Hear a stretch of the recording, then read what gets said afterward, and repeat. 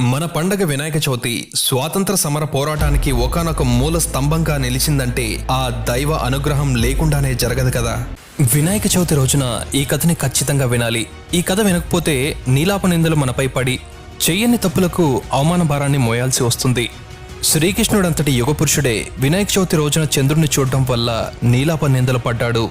ఇంతకీ ఏమిటా పురాణ గాథ? అసలు చవితి రోజున చంద్రుని చూస్తే నీలాప నిందల శాపం ఎందుకు వస్తుందో తెలుసుకోవాలి అంటే మనం ఈ కథని క్షుణ్ణంగా వినాలి.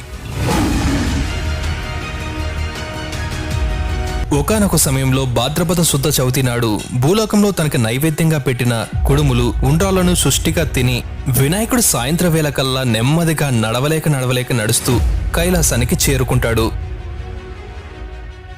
తన తల్లిదండ్రులైన శివపార్వతులను చూడగానే సాష్టాంగ నమస్కారాలు చేయడానికి కిందకి వంగడానికి ప్రయత్నిస్తాడు. కానీ ఆయనకి బొజ్జ అడ్డం వస్తుంది. ఎలాగో